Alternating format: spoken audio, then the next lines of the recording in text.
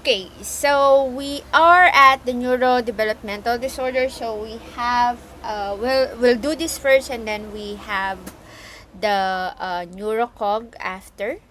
So this is I'll make it less painful for you guys. Let's try to shorten it up and just focus on the the do you call this the highlights of the disorders. So, should you have any questions or any concerns about um, some of the symptoms and the disorders that will be discussed here, please refer to your DSM-5 TR as well as the cases in the textbook in order for you to have easier grasp or understanding of these disorders. All right, so we start off, of course, with the outline. We have the overview of the neurodevelopmental disorders. Then we'll proceed to discussing ADHD or attention deficit hyperactivity disorder. Then next up is or the specific learning disorders. The next is the autism spectrum disorder. And the next is, or the last set of disorder is the intellectual disability, or the IDD, or the intellectual development disorder. And then, what are the things that can be done to prevent the neurodevelopmental disorder? Not really on the treatment and management because of the fact of the nature of this type of disorders. Okay, so what are the focus questions? So these are the focus questions. What are the defining features of ADHD? What is a specific learning disorder? Next is, what are the major features of autism spectrum disorder? And then lastly, how is intellectual disability defined? Okay. So when we discuss or when we talk about neurodevelopmental disorders, these are all disorders that happens or occurs during the stages of infancy, childhood, and adolescence. So this is more, or it covers more of the disorders that develops or are usually diagnosed during the childhood or teen ages. Childhood, yeah. Babyhood, childhood, and teen ages. So, this includes the following disorders. So, of course, we have the ADHD, we have the learning disorders, and then we also have the autism spectrum disorder, the intellectual disability, and lastly, the communication and motor disorders. So, in understanding this type of disorders further, you really have to go back to your developmental psychology, particularly the early childhood years and the teenage years as well as the babyhood years. This is where you would understand what are or how does an infant develops normally, and then how does a child develop normally, and a teenager, how do they develop normally. So with that being said, you have to consider the following: the age and the environment. So like for example, there are certain developmental achievement or milestones that we expect on a specific age of a person. So like for example, at 1 years old or 1 year old, the toddler or the baby is expected to know some few words. They are not really expected to string words together to make up a sentence, but they should know words, and they should be able to express themselves using these limited words that they know. And in the same manner, when the baby becomes a child or a toddler, we will see development in terms of course, their motor skills, their mental abilities, their social skills. So everything has a specific expectations on a certain area of development. And then what about the environment? So if the environment is conducive, or the environment is ideal, there will be no problem in the child developing their optimum potential. Meaning to say, they are not deprived of anything. So like for example, for food, they are not deprived of food. They get the nutrients that they are expected to get at that specific age, especially the important nutrients, given that they are developing. So if the environment allows, or is able to meet these needs, then of course we would say that, or we would expect that the person, the child or the teenager or the baby is able to um, develop well. Okay, now with that said, we have a specific field of study in that deals with developmental psychopathology, and this is it, developmental psychopathology. This is also discussed in, or this were also discussed in your developmental psychology. However, it was just introduced briefly, since the objective of that subject is for you to know the normal development, for you to be familiar with the normal development of people at certain stages in life. Okay, so in this field of study, we have, or you're able to know how disorders arise and change with time.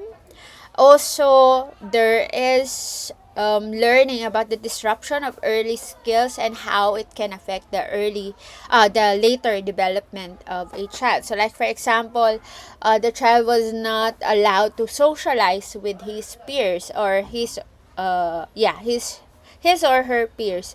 Although you would not see the effect immediately, later on you will see that uh, it's affecting them in a way that they would be awkward in how they talk with other people. They will not know how to talk with other people. So those things, it would be difficult for them in that particular aspect, because of the early social skills of the child was disrupted.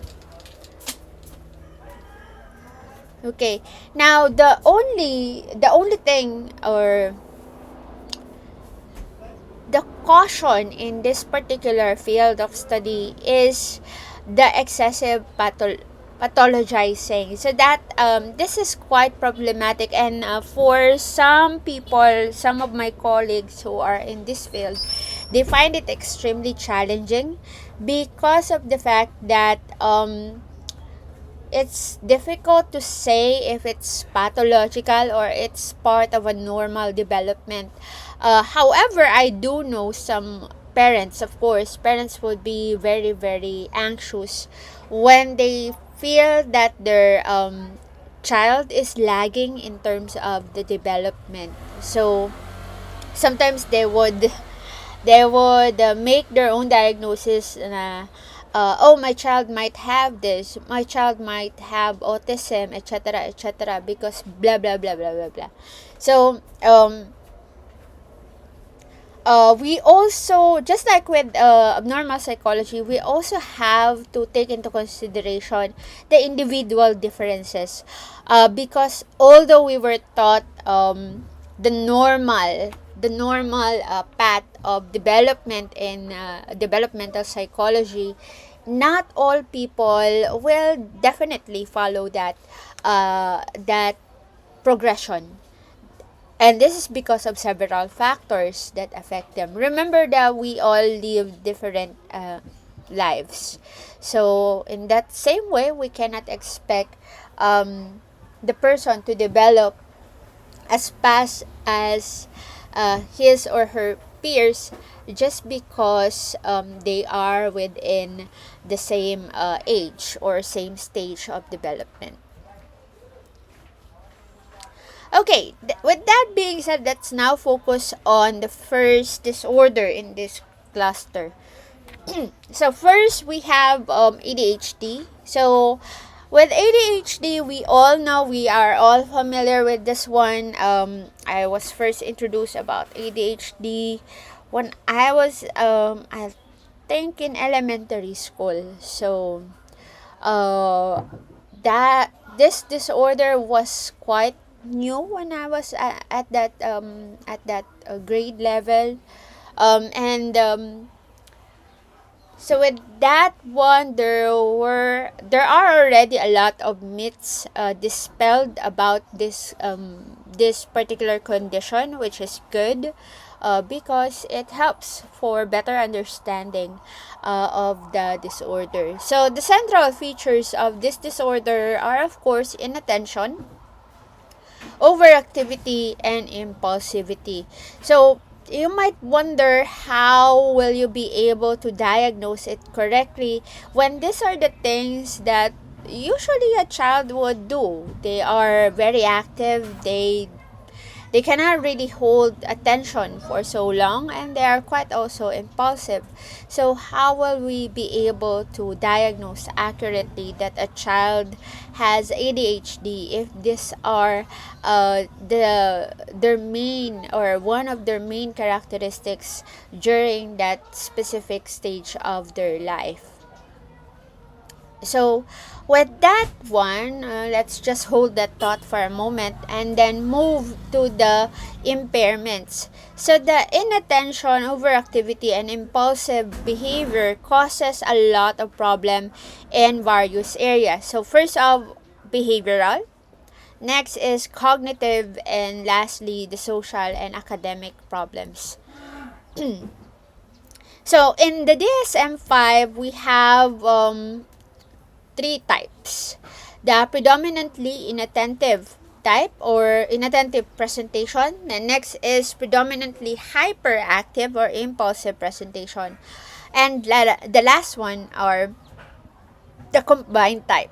Combination of inattention and hyperactivity, impulsivity. So these are the subtypes as based on this presentation: the inattentive type, the hyperactive or impulsive type, and the combined type. So prevalence of ADHD. So as according to the statistics, it occurs approximately about 5% of school-age children throughout the world. So this is a worldwide statistics. However, ADHD is most commonly diagnosed in the US, and there is one study that shows about 11% of children were labeled with ADHD in 2011 to 2012. So, and it's not really sure if that was accurately diagnosed or not, because again, you have to remember that the central features of ADHD are also the features or common characteristics of a child. So in the general population, and this also includes adults, there are adults who have ADHD. About 5 to 9% meet the criteria. So what is the course of ADHD? So the symptoms appear around the age 3 to 4.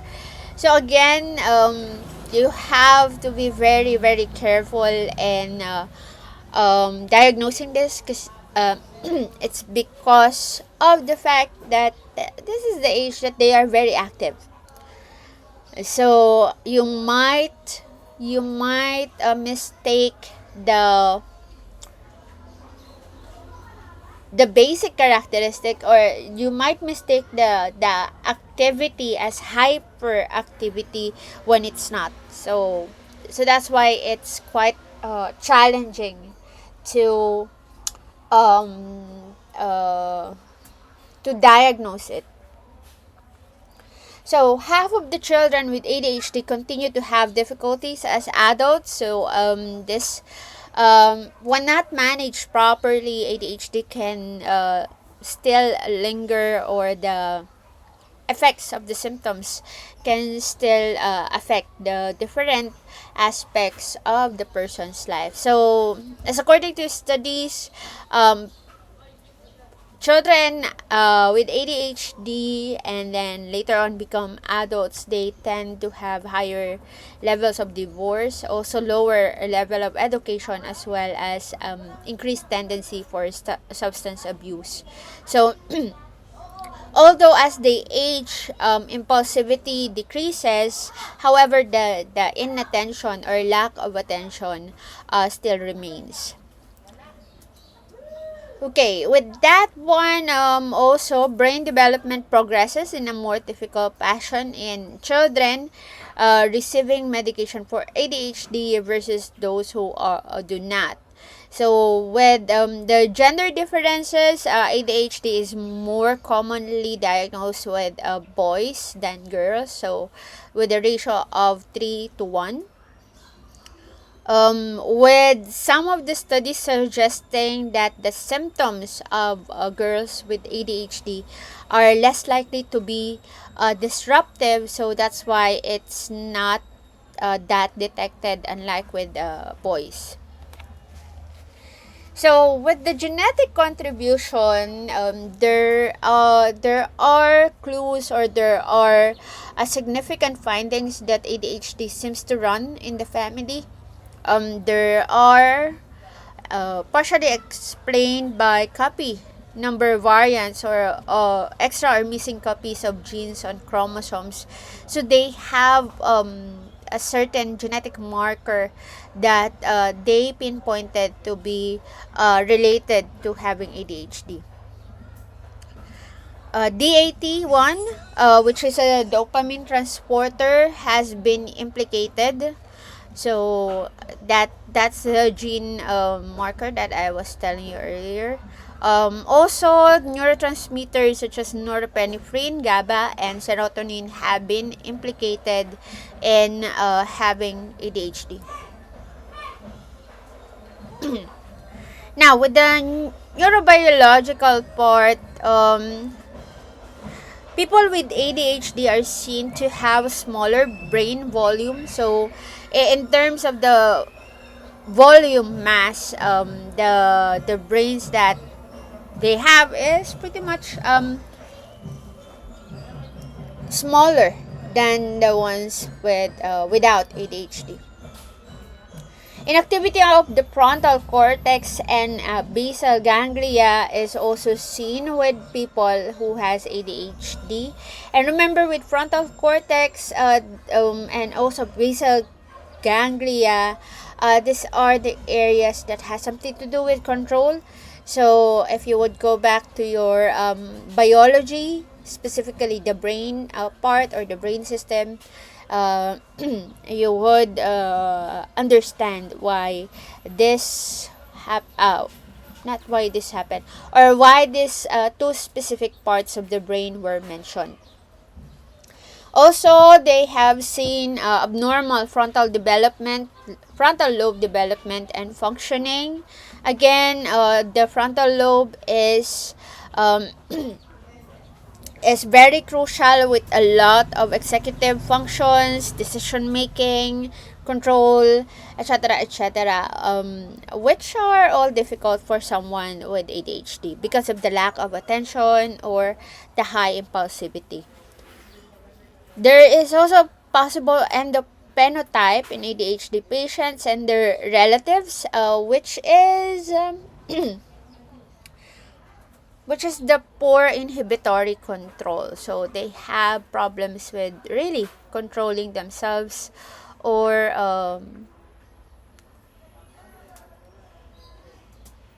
understanding how to stop oneself from acting on certain impulse or urges. Okay. In the earlier years, they said that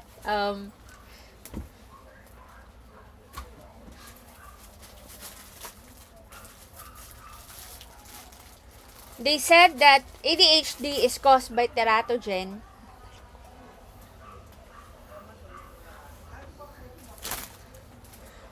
Okay, in the earlier years, they said that ADHD was caused by teratogen, particularly when the mother had been exposed to certain kinds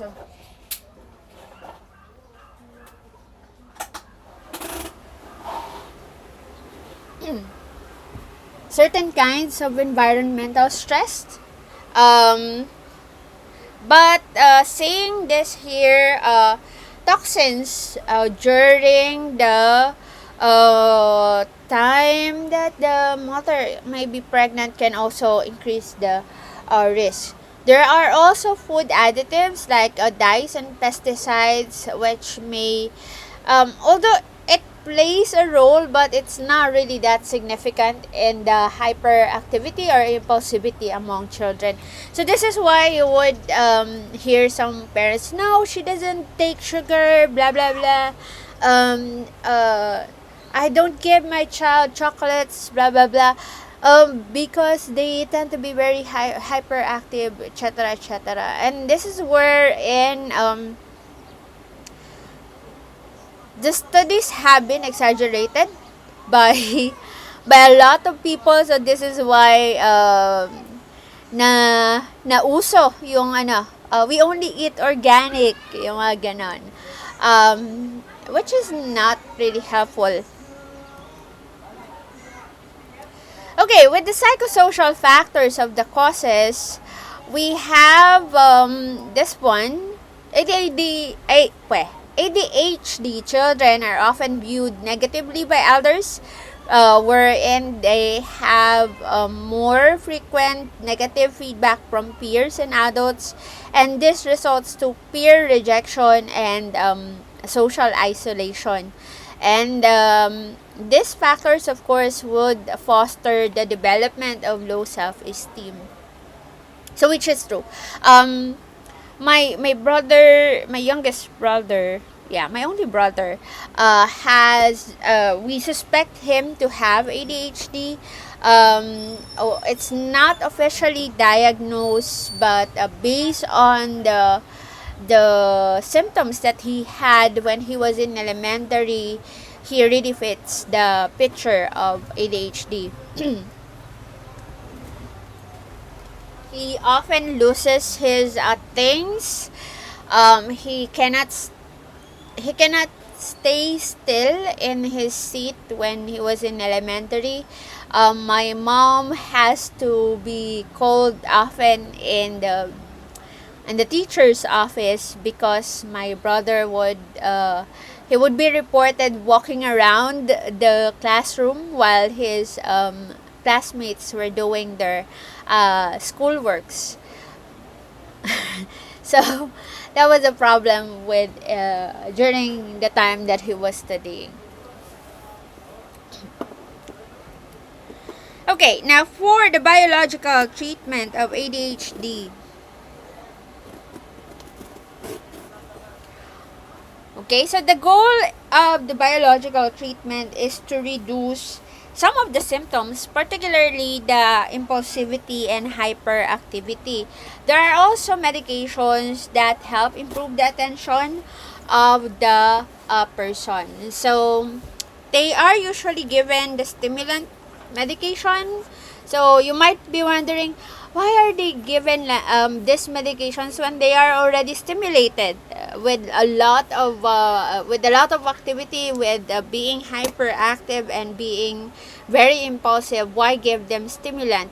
Well, the stimulants these are the ones that really help them focus. So the problem with them, or the problem with the symptoms, is that they are all over the place. They cannot focus, they cannot pay attention, they cannot stay still. But these medications, these are the well-known ADHD medication. Here in the Philippines, we have Ritalin. This is one of the most common medication that is given to people with ADHD. Then also we have Desedrine, and Adderall. No, with Adderall, this is the medication that Park Bomb got in trouble with. Okay. So these are good medication. However, the problem, as we have discussed previously, with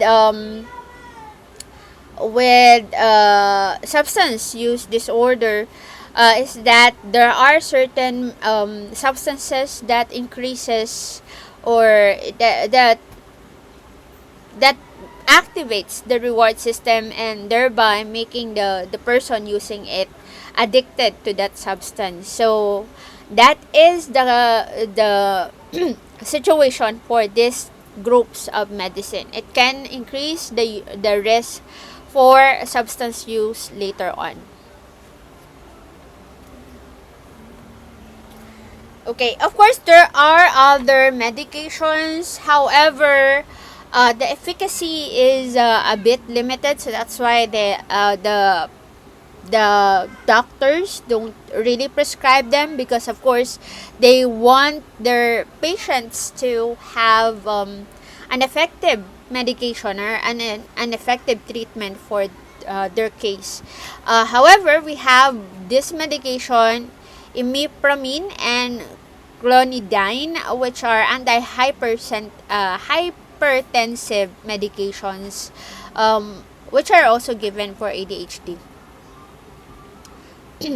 Okay, now not all of these medications will be effective because of certain genetic makeup.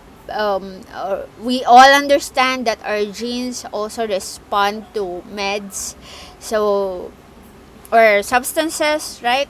So this is why there has to be some sort of trial and error in order to really know what is effective and what is not effective for the client's condition. Okay. So effects of medication, of course, there is an improved compliance and decrease in negative behavior, which are the hyperactivity, impulsivity, and lack of attention or inattention. It does not directly affect the learning or the academics of the person with ADHD, although it helps them to focus more on their academics. So that is the indirect effect per se.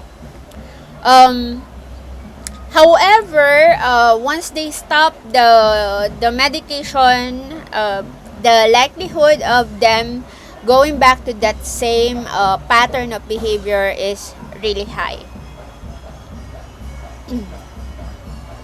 So what are the behavioral treatment? For the behavioral treatment, and this is for children.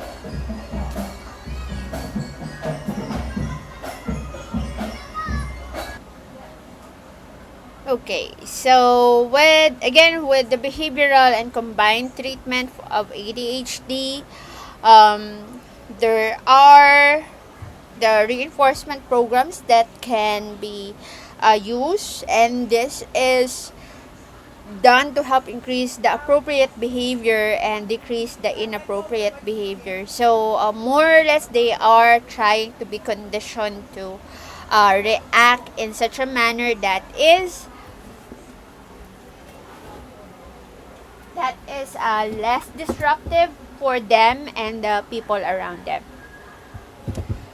Okay, this can also involve the parent in terms of training. So, how will the parent handle certain situations when the inattention or hyperactivity is happening? So, what they should do about it, or how can they react in an appropriate manner that will not reinforce the negative or the inappropriate behavior.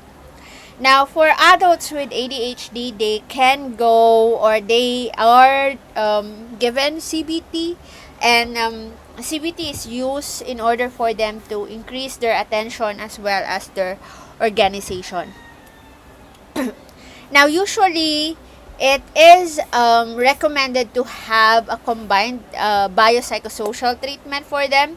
This is better compared to just using one approach, like, for example, using the biological approach alone or using the psychosocial approach alone.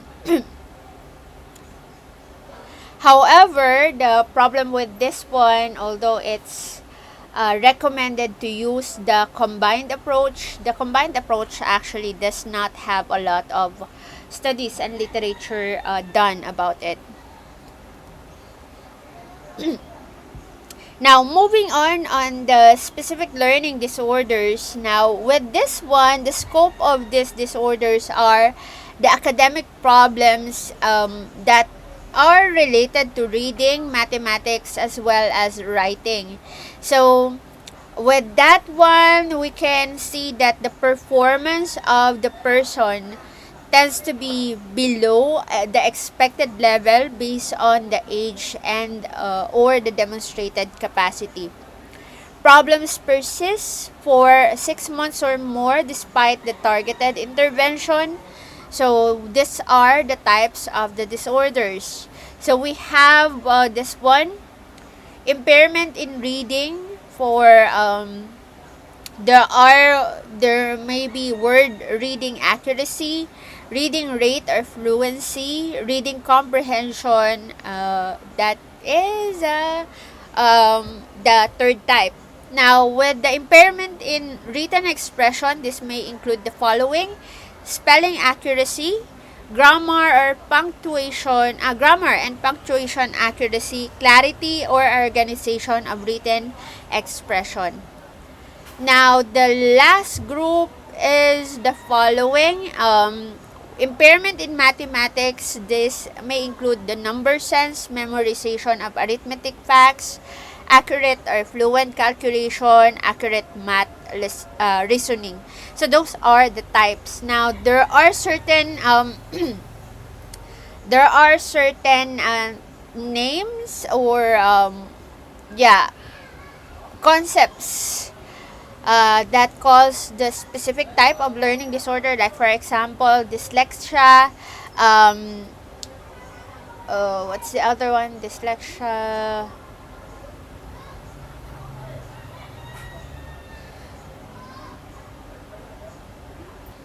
I forgot the other one. Dyslexia, dyscalculia. So those things are also under specific learning disorder. There are other terms which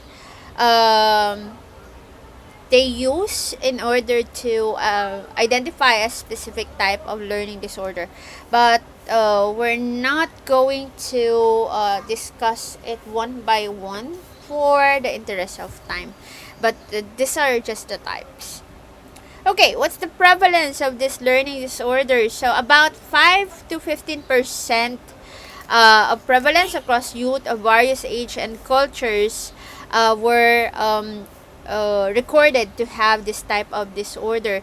The highest rate of diagnosis is in wealthier regions. However, children belonging in low SES are more likely to have difficulties. So, the most common specific learning disorder is the reading difficulty, which affects about 7% of the population. I think this is also true here in the Philippines, although I'm not really sure of the statistics. However, unfortunately, there are some students whose reading skills are quite atrocious, especially at the level of college, right? So some of them cannot even read some specific words. So I'm not sure if it's really more of the development, or is it because of the type of education system that we have here, specifically the public education system, wherein there's a lot of students in one classroom, so the progress and attention to the progress, as well as attention to the learning, the quality of learning of the student is not really, it does not seem to be the priority of our education system. So this is so this is for the US. So I don't think um we have to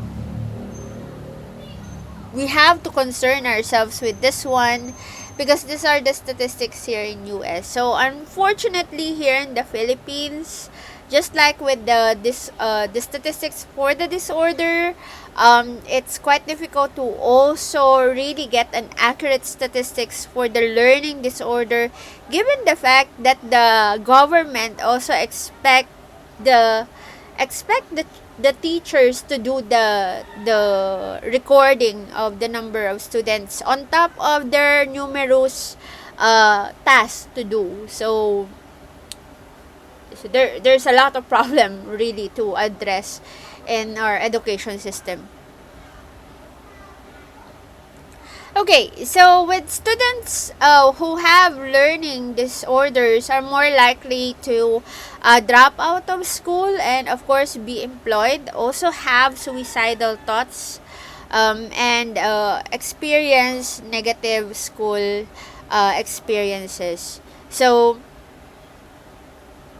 this may be related to some communication disorders, but the studies are not really that accurate, so we cannot really make a conclusion about this one. Now, what are the causes of this specific learning disorder? So genetic wise and the neurobiological contribution, they have seen that it seems to run in families. However, the specific difficulties are not inherited. So, let's say for example, your dad has a problem with a difficulty, or let's say he has dyslexia. It does not mean that automatically you will have dyslexia. It might be that you will have also learning disorder, but a different type of learning disorder.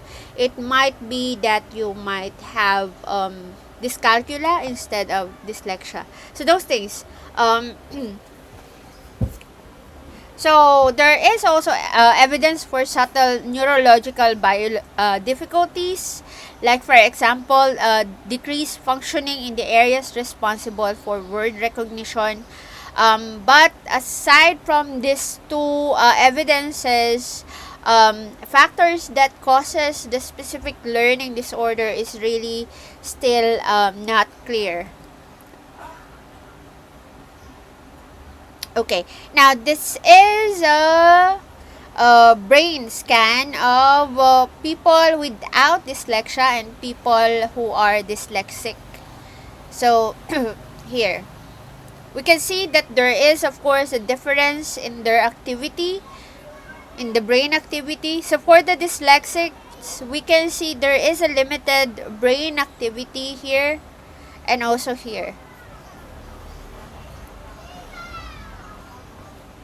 So the scans were performed while the subjects track a pattern of moving dots on the computer screen. A brain area normally active during such motion tasks did not switch on in dyslexic subjects. And their brain activity was more similar to that of controls during a pattern of recognition tasks. So this is only when they have almost similar brain activity, but when the controls or people without dyslexia are tracking dots, like the red dot you're seeing here, the motion or the activity in their brain are as follows. There is a light here, this one, as well as this one. So this is where the visual cortex is, and this is where the parietal lobe is. Whereas we can see that for the dyslexics, their visual cortex, some area of their visual cortex is activated. However, there is no activity in this particular area. So this might be where the problem is coming from. However, again, the studies are not conclusive. They cannot really say yet what's really causing the problem. Now for the psychosocial contributions for the causes, there are some languages which are more difficult to read, and this is causing the higher rates of impairment. So the performance can be also influenced by motivational factors, socioeconomic factors, cultural expectations, parental interactions, and child management practices. So this is actually true. In my case, we have seen, or in terms of the motivational factors as well as parental interactions, these are very, very important factors, or factors that seem to have in my case, or in my observation here with my family, these are the things that affected our reading. Like for example, with me and my siblings, we don't have any problems with reading per se. That is because my mom likes to read. My dad also likes to read. However, he does not read novels. He read Reader's Digest. He reads that. He used to collect that per volume.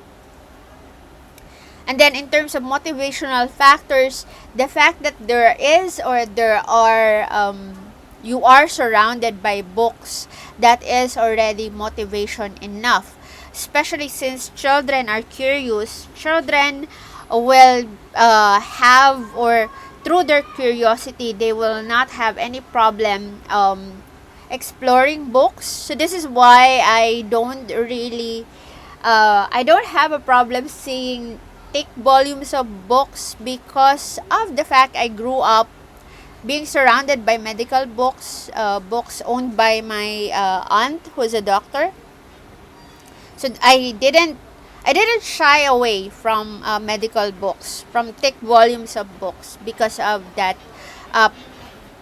I grew up familiar with that. So with that being said, the socioeconomic status also is a big factor here. Of course, if you belong on the poorer side of the strata, the family wouldn't have the means to have books lying around, because the money will all be spent on the basic needs, which are food, clothes, etc., etc. So books will be considered as a luxury. So with that one, the motivational factors such as being surrounded with books around you while growing up, that will of course lessen. And another thing is the cultural expectation, or the cultural setup itself also is another thing about the reading disorders, particularly. Here in the Philippines, unfortunately, we don't have libraries, or we don't have functioning libraries wherein students and people alike will be able to visit on a daily basis and just read, and just spend their time to read. We don't have that. In Singapore, whenever I go there, they have a small library per district. So just like we have this set up here in the community, district 1, district 2. So In Singapore, since it's just a small country, they have we can say that that is their barangay.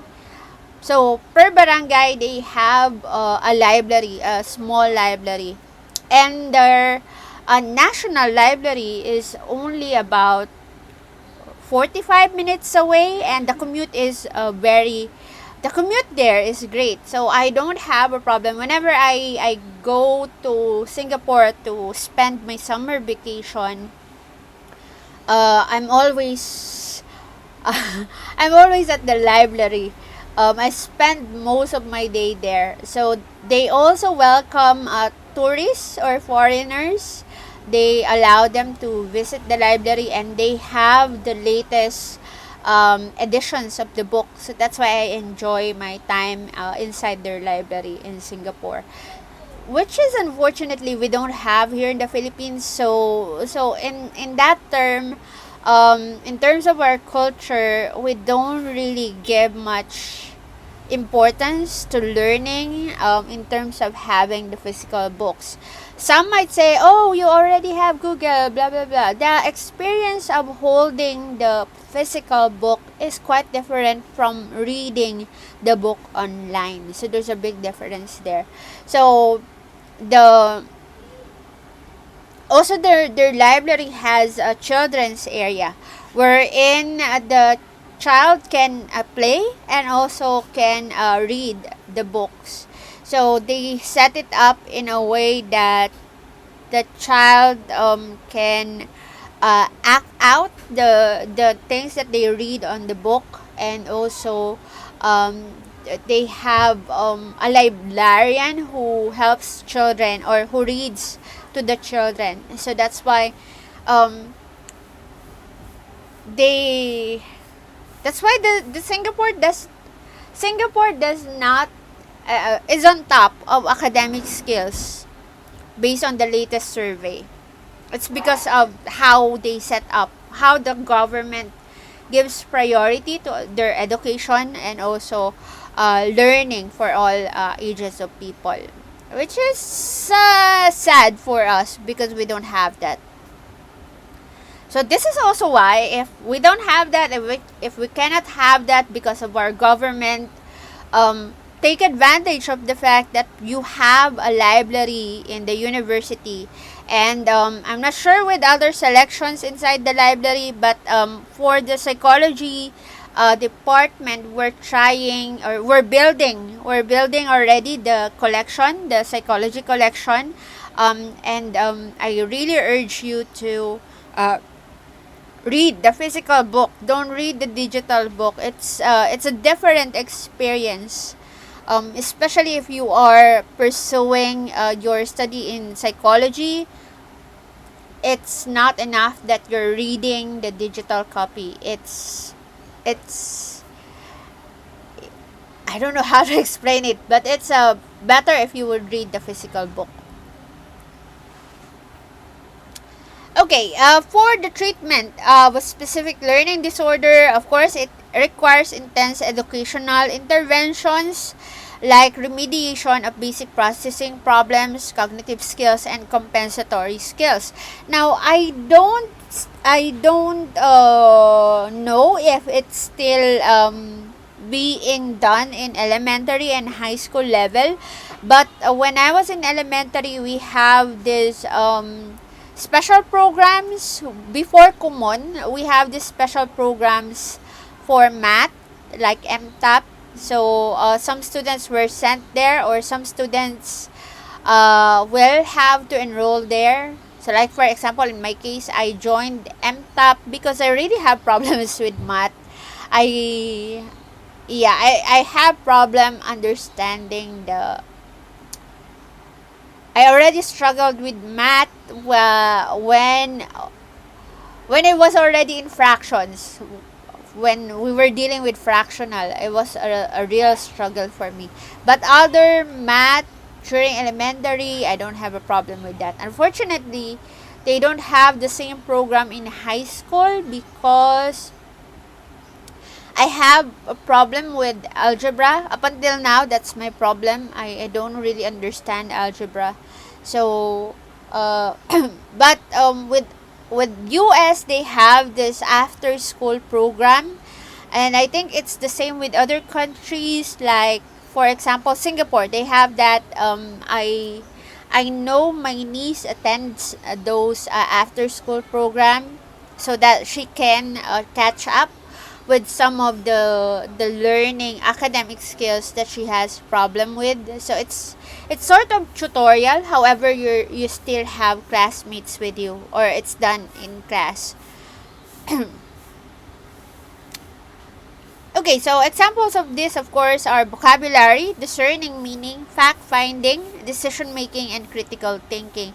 So all of this covers the reading and comprehension, as well as the math problems for specific learning disorder. So there is a data that supports the behavioral educational interventions, and the reason why it's still there, it's because it is effective based on the data. So there are no medications for this particular disorder.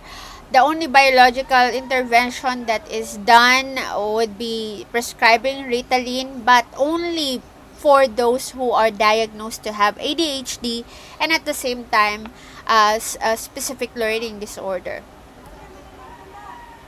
Okay, so moving on with the autism spectrum disorder. So this covers problem occurring in language, socialization, and cognition.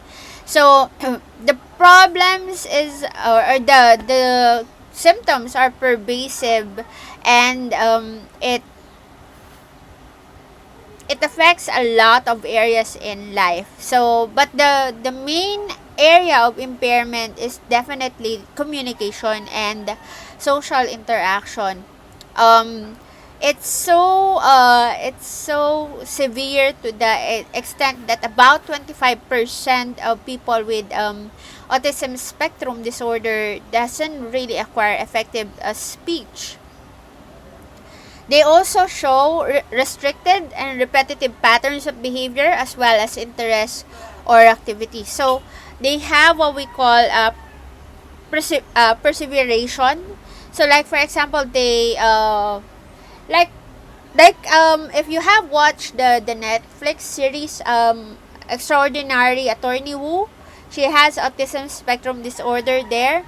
When the drama shows when she was younger, she keeps on repeating certain words, and then which were triggered by certain things, and then she would just stare on a thing for hours, and there's which doesn't really have a which is no problem for her.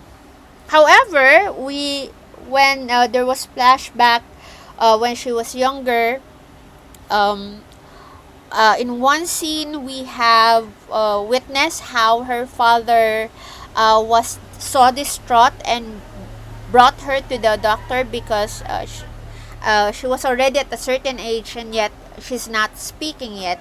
So her father decided to consult the doctor about it, and the doctor diagnosed her to have autism.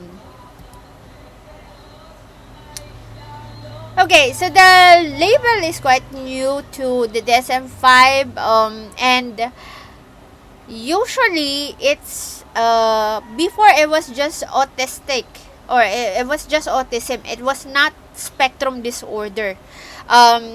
But now they decided to make it autism spectrum disorder, which encompasses the several disorders under the pervasive developmental disorders previously. So when I was studying, we call it PDD. So PDD, which means pervasive developmental disorders. So under that PDD was the autistic disorder. But now we call it pervasive developmental autism spectrum disorder. Now, this one under the spectrum, it includes autism or autistic disorder, Asperger's disorder, also the childhood disintegrative disorder, and then the Rett syndrome. So the Rett syndrome, this one, this is something that is not commonly heard here in the Philippines, or that particular disorder is not commonly heard here, and this is because it's a syndrome that only affects females.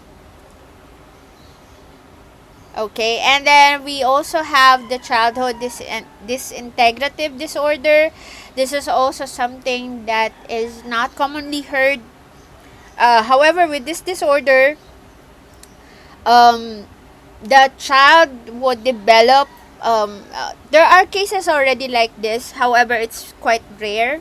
The child would develop normally for some years, and then suddenly the parents will be seeing a regression. Like for example, the child already learned how to walk, how to talk, how to run, and then on a specific age, like for example when the child turns 6 years old, the child suddenly stumbles when walking, and is not able to run anymore, and then the language is also regressing, from being able to say comprehensive, concise sentences. The child goes back to speaking in phrases, or just speaking words, or words that doesn't make sense, like babbling.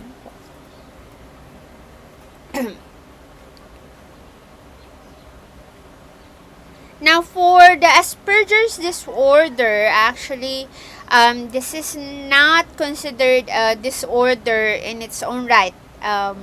Meaning to say, it's not considered as a standalone disorder. So you have to take note of that. Okay, now for this type of disorder, there are 3 levels of severity that we have to take note when making the diagnosis. So, level 1 is the level wherein the child would require support. Level 2 is requiring substantial support, and level 3 is requiring very substantial support. So, this is described qualitatively, and but there's no quantitative equivalent. Like for example, from the rate of 1 to 10, how often does this person need support, etc., etc. But given that we have this guide, it's somehow helpful to be able to see to what extent we can help out the person who has autism spectrum disorder. So, with that being said, let me leave you with a question. In case of Attorney Wu, which level would she fall on, or fall under, based on the severity? Alright, so moving on, and the impairment in social communication and interaction. Okay, so this is the failure to develop age-appropriate social relationship. There is also trouble initiating and maintaining relationship, trouble in with nonverbal communication. They may lack appropriate expression such as tone. Like for example, they would say, "I'm happy." So even when we say it in a matter of fact manner, you can sense that the person is happy, right? However, with them, it's really monotone. Like, "I'm happy." So you cannot sense the happiness based on the tone alone. So, and even their facial expression does not show happiness. So, aside from that, they also have trouble with social reciprocity, um, like deficits in joint attention, which is the ability to communicate an interest in an external stimulus and another person at the same time. So, we don't really think about it. We don't really think about these things per se, because it happens to us naturally, given that we have developed these social skills, or social communication skills, long before, when we were young, when we were interacting with our peer, right? So that this is something that is quite natural for us whenever we talk with other people. But with them, it's something that they don't have. It's something that they failed to develop as they were aging. So, okay. So this shows the eye movement of two people looking at the same picture. So the healthy individual moves back and forth between the eyes and faces of the three subjects. The individual with autism focuses on areas of the picture that are less relevant for communication. So this is what they have found out. What's the difference between someone with autism spectrum disorder and someone without the disorder? So for us, when we see people talking, we would immediately change from one person to other, or change our perspective, or change where we're looking at. Like, for example, if this person is talking, we will shift our eyes on her and see her tone of voice, and at the same time we're still aware of this other two.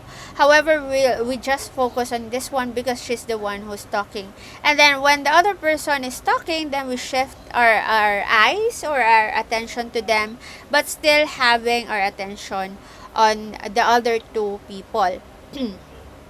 But with people with autism spectrum disorder, they don't really do that. They focus on things in the picture which are not really relevant to communication. So this is where the problem is happening with them. Okay, so with the restricted or repetitive behaviors or interests, so this is their uh, preference for the status quo, wherein they like things to be the same way. They don't like changes, actually. So this is why certain things have to be at only at specific places. Otherwise, they would throw a tantrum when that their things change at the slightest position. So, and then they also, for the severe forms, they have this stereotype or ritualistic behavior. Like, for example, they would be spinning around, or they would be waving their hands or rocking back and forth. For the less severe forms of autism spectrum disorder, they have this intense, circumscribed interest in very specific subject. Like, for example, with Attorney Wu, she was in all of her discussions, she always often find a way to insert the talk, or the discussion on whales. She would immediately try and have other people engage with her whale discussion. So even with her colleagues, or even her boss, she would try and maneuver the discussion about whales. Okay, so with this one, we have seen in the drama that this restricted area of interest have led her to have difficulties with relating to other people. So particularly with one of her male colleagues, the other lawyer, I forgot his name in the series. However, her love interest in that series was genuinely interested with what she is saying. Okay, what about the prevalence of this type of disorder? So this was previously thought to be very rare, but this is not actually the case, because about 1 out of 50 school-age children meet the criteria of autism spectrum disorder. They just vary in the severity. And this is more commonly diagnosed with in males than females, with the ratio of 4 to 5 is to 1.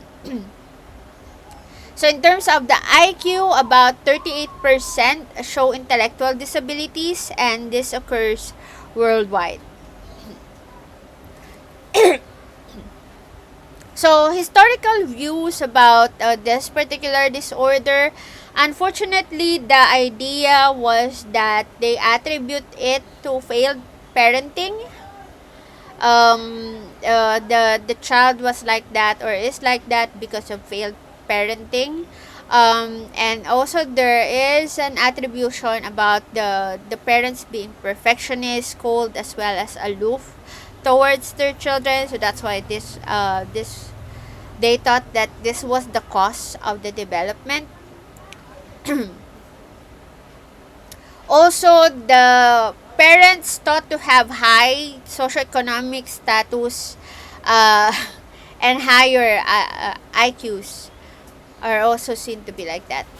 However, right now we don't see the relevance of this view, because studies have shown that this is not really the case for the development or the cause of this disorder. Aside from that, it is originally thought to be lack of self-awareness.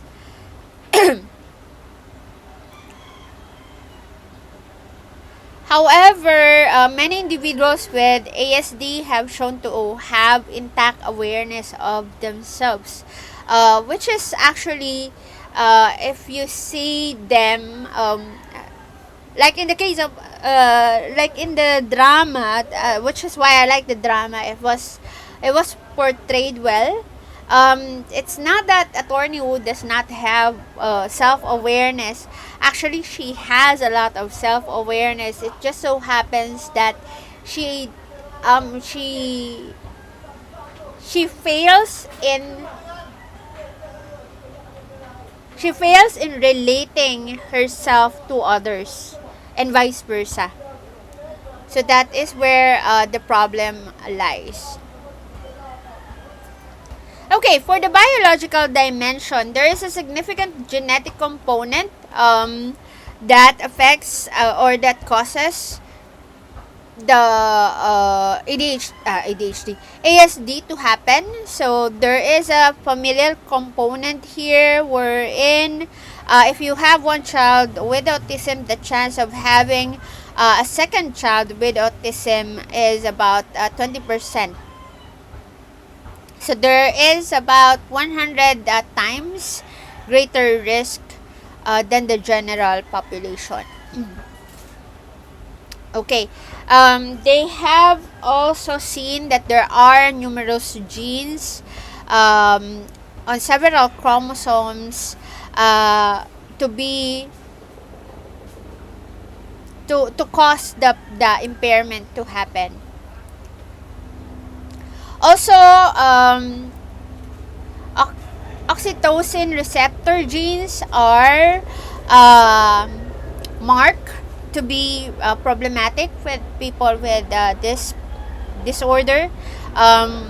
Specifically the bonding and social memory is impaired in that particular gene, so it's not really receiving well, so that the person with ASD does not really learn how to establish a relationship, and how to socialize with other people, because it's not being imprinted on their memory.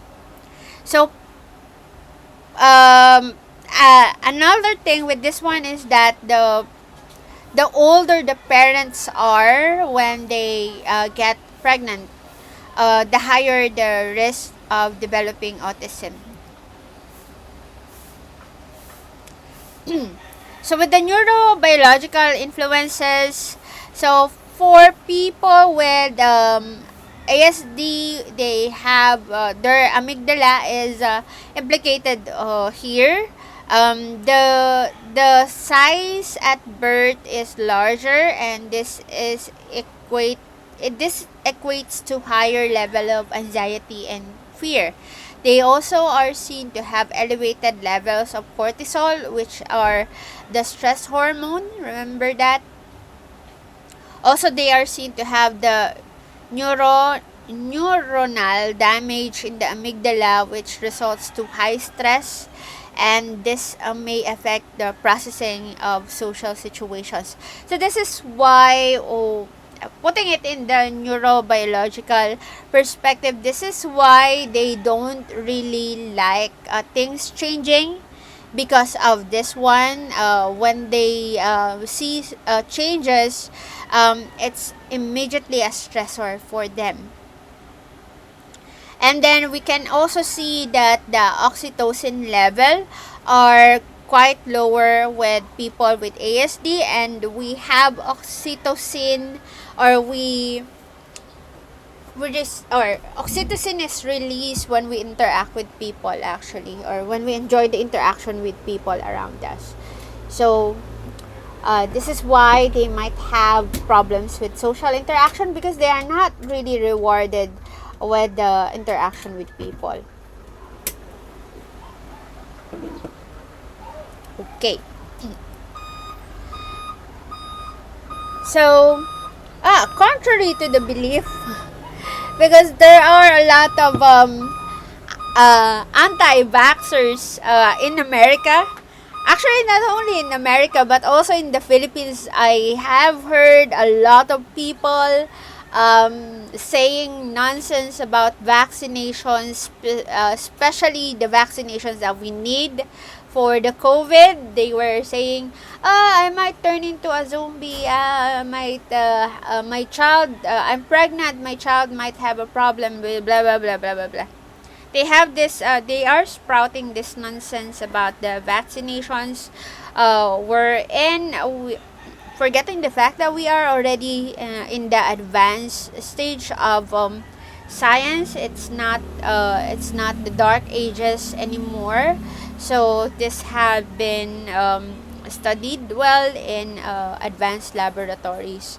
So contrary to the belief of the anti-vaxxers, vaccinations do not increase the risk of autism. Sorry, there are other factors that can increase the risk of autism, and vaccination is not one of those.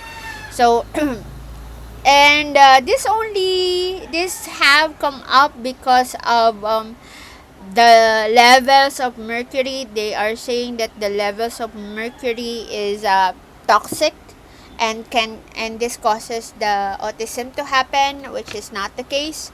And a lot of studies, or large scale studies, meaning to say studies that have thousands of participants or respondents, have shown that this is not really true.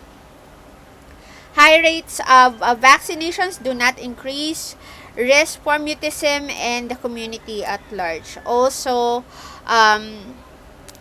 health risk of not vaccinating is substantial. So, if you keep on believing this nonsense about vaccination, the development of other medical problems or other mental health problems will happen if you keep on believing this thing about vaccination.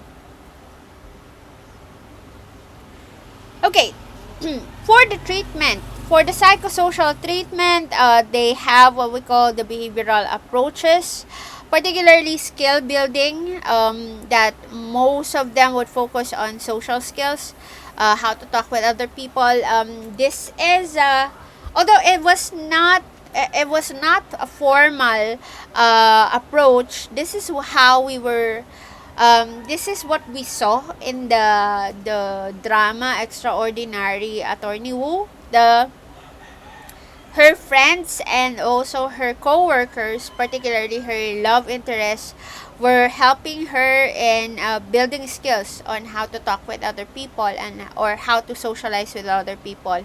Um, it also helps to reduce problem behaviors, like for example when they uh, throw tantrums when they are stressed out or when their things changes. Also communication and language training, how do they refer to themselves, because some of the people with autism spectrum disorder, they don't understand the concept of I, the first person language per se. They refer to themselves as the third person, which is off-putting when you're already an adult, right?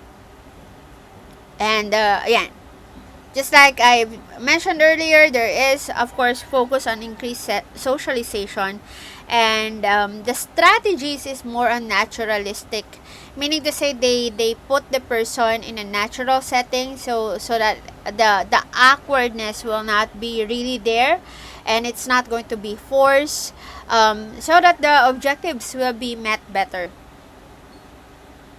So with that one, early intervention is actually very important. It's critical because since if you would remember in your biology, there is what we call brain plasticity. Remember the brain, the gyri, the grooves on our brain are developed later on. It doesn't really happen that once we were born, automatically the grooves or the gyri are already established. No, the brain develops as we grow older. There is still a lot of development happening in your brain right now, given your age.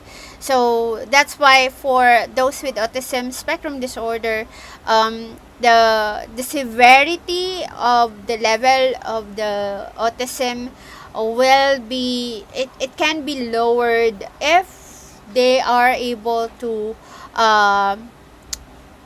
give early intervention, because they have to take advantage of the brain plasticity at that certain period.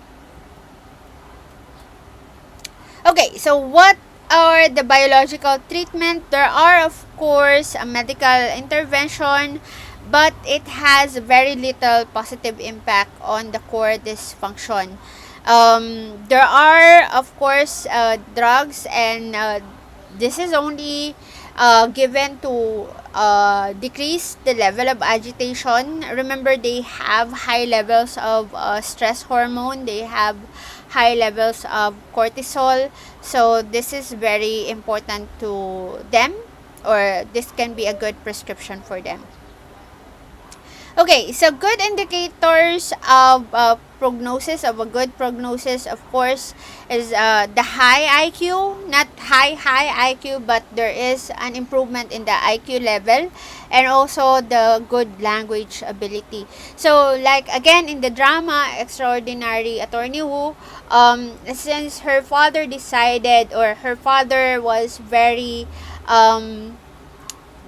proactive parent, shall we call it a proactive parent, in terms of he decided to take her to therapy, take her to the doctor, make initial training for her, and even put her in a normal school, or a public school, so that she can have a better, or she can have more chances for interaction with the people around her.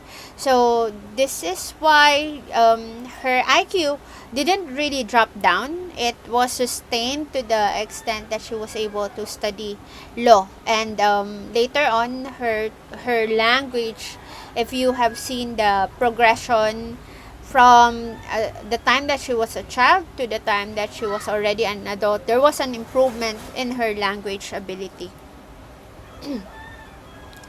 Okay, with the integrated treatments, of course, the preferred model would be multidimensional. the comprehensive focus, meaning to say focusing on the core features of the disorder.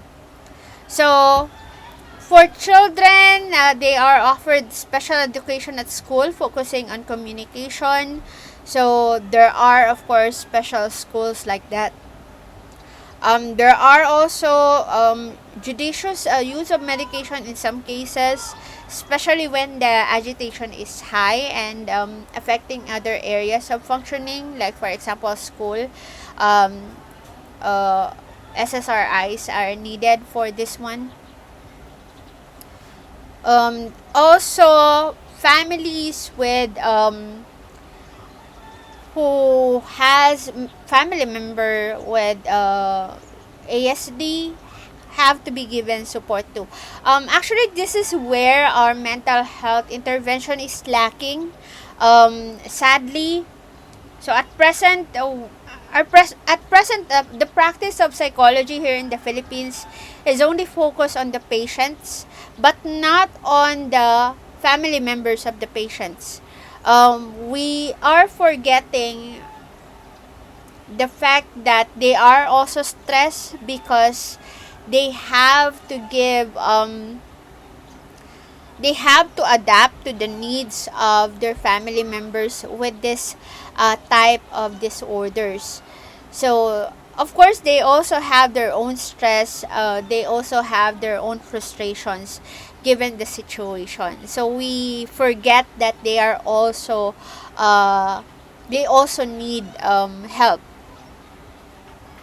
But in other countries, especially the first world country, they have that. They have the psychological support or emotional support with the family members with who has medical or who has mental health problems. Not only for ASD but other mental health problems as well. So for people who are older, the focus on integrating into the community while maximizing independence is imperative. So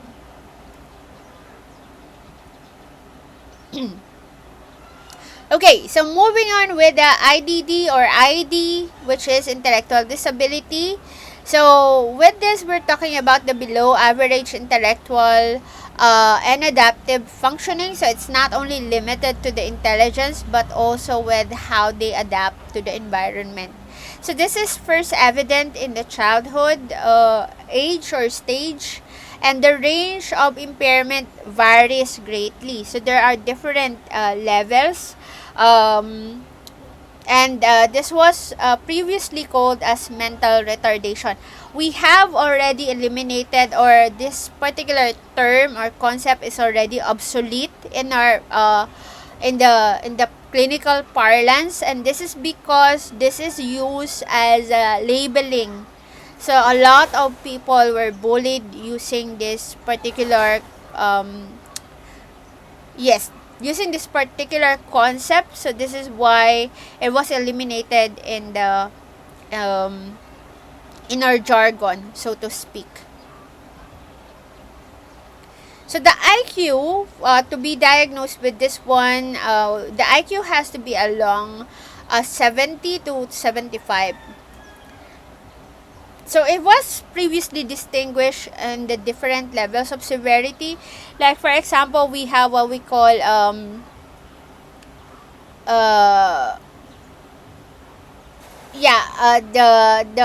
the first classification of intellectual disability was quite atrocious.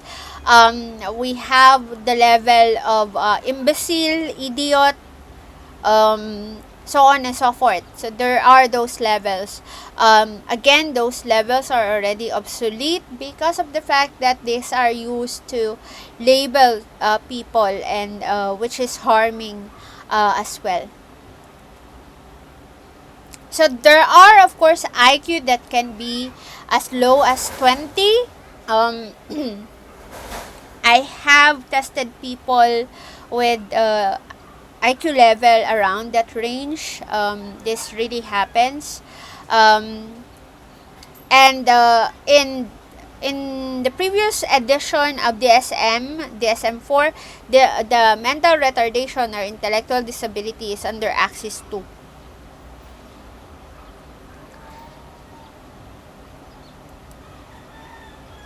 Okay, now these are the label levels of ID. So for mild intellectual disability, the IQ is around 50 or 55 to 70. Then for moderate ID, the IQ is around 35 to 40 to 50 to 55. So that's the range of the IQ score. For the severe, the IQ level is 20 to 25 to 35 to 40. And then for the profound level, it's below 20 to 25. Okay, so the difficulties in 3 domains of the intellectual disability are as follows. Conceptual, so there are skill deficits such as in the language, reasoning, knowledge, and memory. Then the next one is social, problems with social judgment and ability to make and retain friendship. Then the last one, practical, difficulties in managing personal care or job responsibilities. Unfortunately, there is still a problem with how society treats them. Although we have what we call integration, there are companies that hire people with intellectual disability, specifically those with Down syndrome.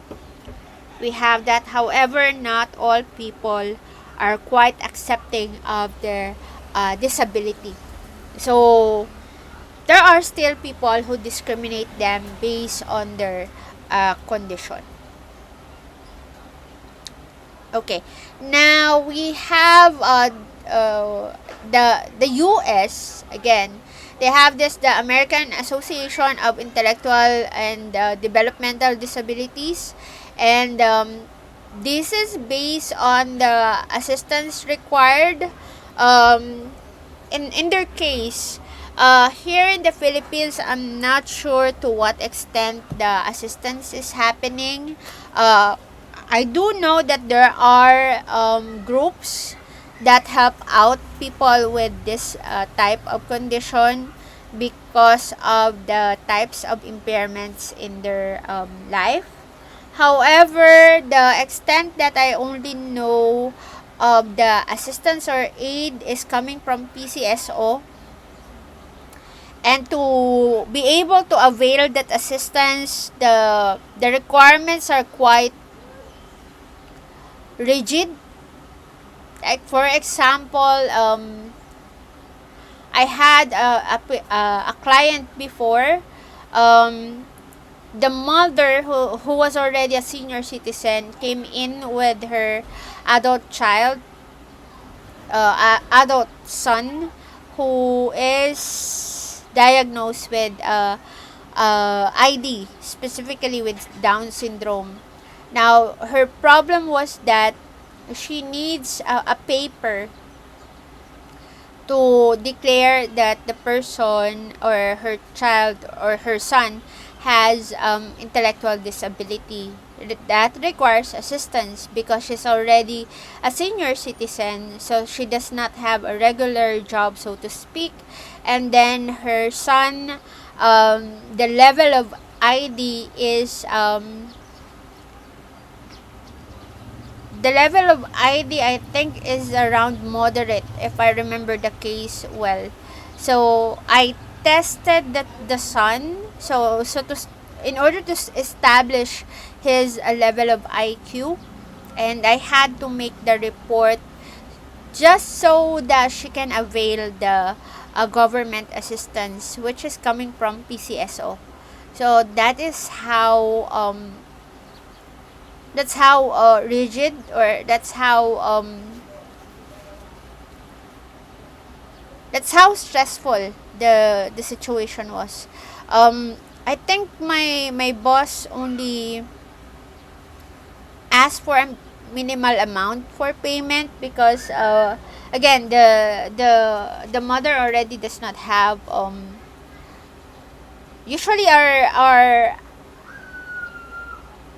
personality assessment or psychological evaluation for that cases range around 3 to 5,000. But for that case, given the situation of the mother and son, my boss decided to just ask for, I think 1,000 or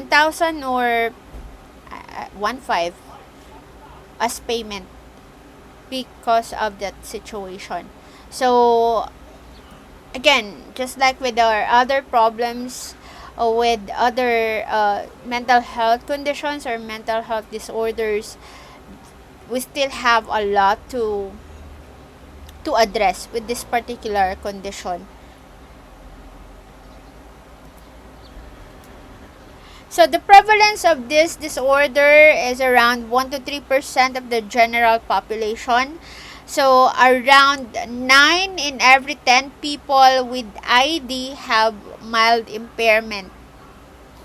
So they belong to the classification of having an IQ of 50 to 70. The course is a chronic. Of course, this is a lifetime situation. Uh, Although they can be taught some skills, but the skills of course has to be limited. So independence is possible for many individuals with mild impairment when provided appropriate resources. So this is true. And this is why we have heard of news of someone with ID graduating with a degree in courses that are quite complex, like for example law, medicine, etc., etc. And this is because their impairment is only mild, so they can and the area of the impairment does not have anything to do with the cognitive side. So this allows them to do well in academic functioning, wherein you need to memorize things, you need to study concepts, etc., etc. The ID might be on other areas of functioning. Okay, for the causes, the causes of ID, we have documented a lot of causes. So first and foremost, environmental. If the child suffered from neglect, of course, not only neglect in the basic needs, but also neglect in the emotional and psychosocial needs. Prenatal, the teratogens that we call. So exposures to toxins while in the womb can also be a potential uh, cause of the ID. Perinatal, problems with the delivery, like for example the child or the baby had been stuck in the cervix, so that can cause a problem later on. Postnatal, head injury, you might be the baby had fall, the baby experienced a fall that had been quite um, impactful on the head. So those cases. Okay, so these are core specific, not core, specific examples of intellectual disability. Like for example, the fetal alcohol syndrome. If the mother had been had a problem with alcohol or had been diagnosed with substance abuse or use, particularly alcohol, this is definitely the cause. Exposure to other illness in the womb. So this is why pregnancy really has to be monitored and has really to be taken care of. Lack of oxygen during birth, the what we call anoxia. Malnutrition, of course, as well as head injuries and child abuse can also cause intellectual disability. Okay, so there are, of course, genetic influences. So just like what I mentioned earlier, the most common that we know is Down syndrome. They have intellectual disability, but in their case, the cause would be of a certain chromosome. Aside from that, we also have multiple genetic mutation. The mutations of the genes can be the ones causing the disorder to happen. There are also single genes that can be responsible for the ID. Okay, so dominant genes are less often responsible for ID because people with ID are less likely to have children. So this is why the culprit in this case are the recessive genes. So as many as 30% of the cases of ID have no identified etiology. We also have what we call the de novo disorders as a genetic influence causing the ID to happen. Then we have with the de novo, these are the mutation occurring in the sperm or the egg after they are fertilized or after the fertilization process. So it's not really part of the genes of the parents or of the source of the sperm or the egg. It's just so that um, this one happens, or the process of the fertilization had become problematic or anomalous, and it's not because of the raw materials that has or that are involved in the fertilization. Okay, and then we have the Lesch-Nyhan syndrome, wherein the intellectual disability happens. There is also cerebral palsy and self-injurious behavior. This is caused by a recessive allele on the X chromosome, and it only affects males. Females have an additional X chromosome to balance the problem on that recessive allele. I think when I was in college, we were volunteering in Pedia Camp. Try to volunteer in that particular group or organization. Um, a lot of my schoolmates and PUP have volunteered there, and a lot of them have gained a really good experience in that organization in terms of pursuing their career related to the field of psychology. I have one schoolmate. Uh, he decided to become a teacher in the Philippine Deaf Institute. Yeah, he's a teacher there. And this is because a big influence. He's a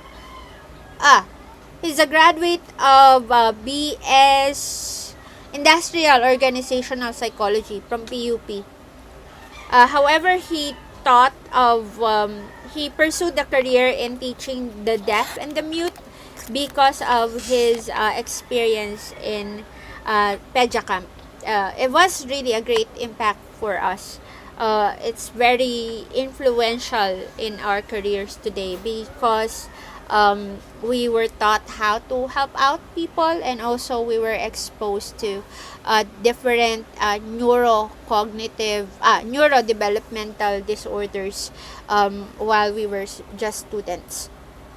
So anyway, in relation to that, one of or three, I think based on the features of this particular syndrome, I think three of the children in Pedia Camp who are usual visitors in Pedja Camp have this one.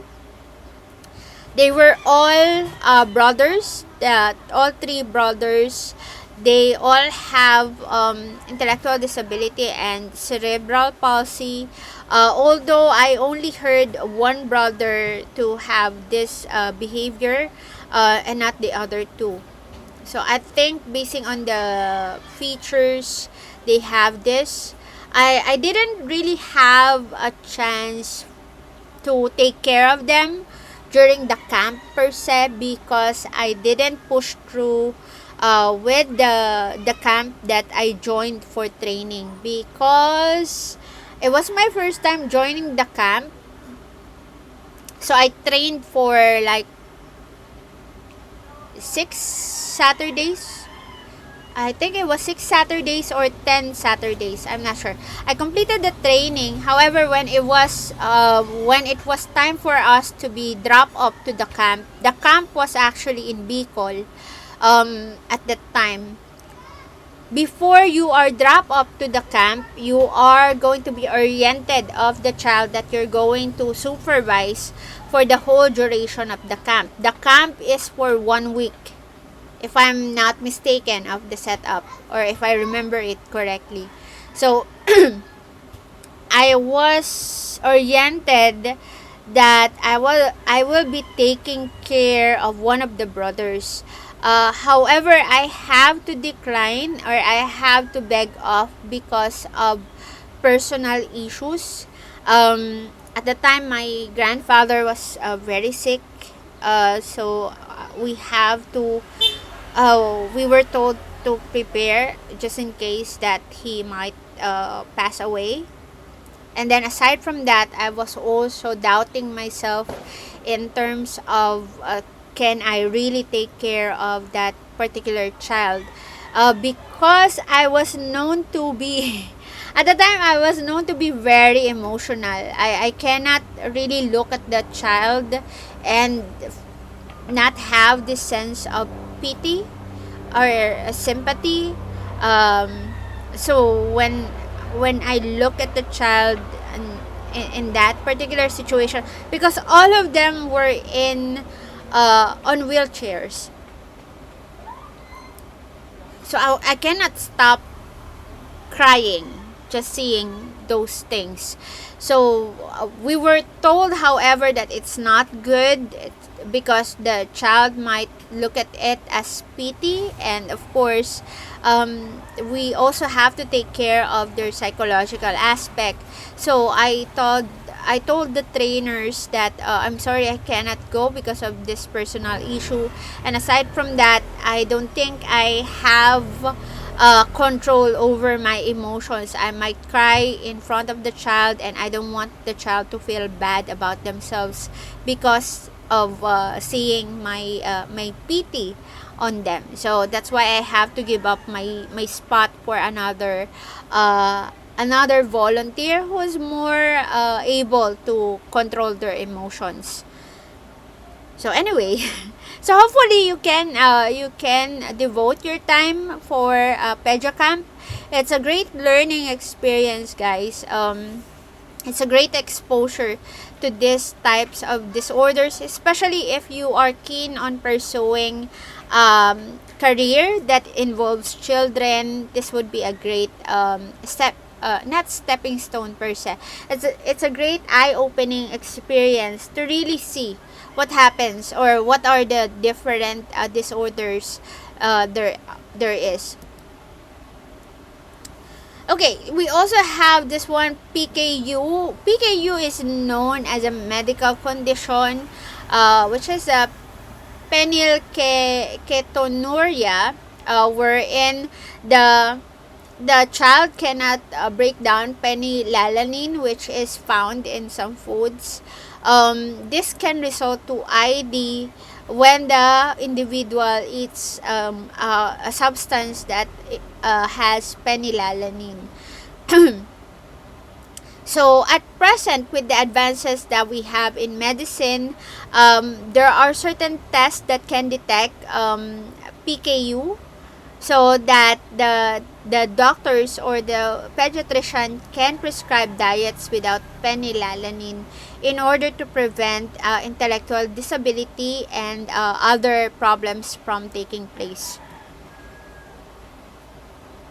Now, for the chromosomal influences, particularly the Down syndrome, we know again this one to be the most common chromosomal cause of ID, wherein the person has an extra 21st chromosome, which we call the trisomy 21. And this is common because they have distinctive facial features or physical symptoms or physical features. So having a Down syndrome, this is the risk of having Down children with Down syndrome is higher for women who has pregnancy at an advanced maternal age. Although this can be detected with some prenatal tests. So that's the good thing now. Before, we don't have that before, so that's quite problematic. And the ideas was that that this person was given this type of child because she was very as karma, etc., etc. So we have that kind of mentality here in the Philippines. But with the advances in medicine and science, this, fortunately enough, we are now able to change that kind of backwards thinking. However, although we do have these types of tests, the tests do not indicate the severity of the impairment. And then about 1 in 4 mothers elect to terminate the pregnancy. And it might be due to the difficulty in taking care of the child with Down syndrome. So of course there are factors that are involved as to why they would elect to terminate the pregnancy.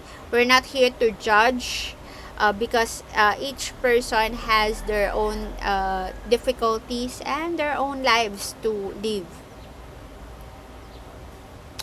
Okay, and now we also have the Fragile X syndrome, wherein some of the symptoms are learning disabilities, hyperactivity, attention span is also short, gaze avoidance, and perseverative speech. So this actually affects more males than women. With women who has this syndrome, they have milder symptoms. Okay, now cultural, familial, intellectual disability. This refers to intellectual disability influenced by social, environmental factors such as abuse, neglect, or social deprivation. So these factors are likely to interact with existing biological factors. So again, remember the diathesis stress model. They already have the risk factor, biological risk factor to this, and this was exacerbated further because of their environment. So for treatment, for severe ID, similar treatment for autism can be done. However, for mild ID, similar treatment for learning disorders can be done. So for all or across severity levels, goals tend to be similar in terms of what do we want them or what do we want to teach them. But then the levels of assistance differs. For behavioral interventions, they focus on the following: basic skills, like for example, dressing and their hygiene, social skills, of course, and then practical skills like how to pay bills, what to do or how to set up an appointment with the doctor, what to do when you are low on this, blah, blah, blah. So the common goal of the treatment are the following. So they have to be able to engage in community life. They also have to benefit in some form of education, and also have to hold a job and other productive pursuits like volunteering. In America, the good thing about them is that the NGO or the groups are quite, yeah, they have high efficacy in helping people with these types of condition and building meaningful relationship. Here in the Philippines, we're doing it, but not in all companies. Okay, so prevention of neurodevelopmental disorders. So efforts are still at early stages. We're not really sure how to prevent it from taking place. But there are early prevention for at-risk children. Like for example, educational, how to help them. So there are after schools program for them. Medical, like for example nutrition, so they are given proper nutrition, especially if they are lacking nutritional uh, benefits because of their socioeconomic status, so on. And social support are also given. Future direction for the prevention, genetic screening. A lot of countries have already been doing this. I'm not sure here in the Philippines if we're doing this already, but if I remember in one drama, I think it's a Taiwanese drama, there was a scene there that the male lead is going to marry the female lead. And before the marriage, they have to go to a medical screening, medical checkup. And part of that medical checkup was the genetic screening. In order for them, because again, remember that the purposes of marriage is to build a family, and to build a family you have to have children. So they were genetically screened to see if their genes are compatible, and if their genes will produce an anomaly that will cause mutation in their future children. So they are already doing it in other country. I'm just not sure here in the Philippines. We also have what we call the prenatal gene therapy, wherein the doctor will discuss with you the genes, what will happen with the combination of the genes that you have with your spouse, etc., etc. So if there are anomaly detected, they can be corrected early, but this is still in the early stages.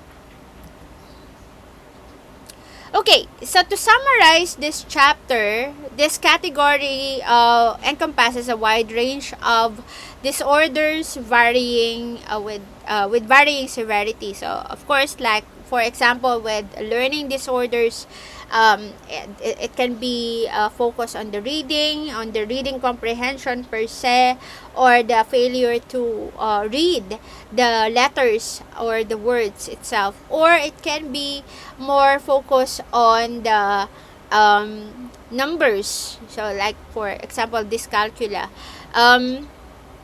The factors involved or causing the disorder can be either genetic or environmental, or it can have an indeterminate cause, meaning to say we don't really know what causes the condition to happen. With the treatment so far that we have discussed, it focuses on mitigating the functional impairment. So more or less, the treatment is focused on teaching them how to function well despite of their condition. So that's it for this disorders. Part 2 will be on the neurocognitive disorder. So just hang on a bit. We'll finish all of the disorders for this particular subject.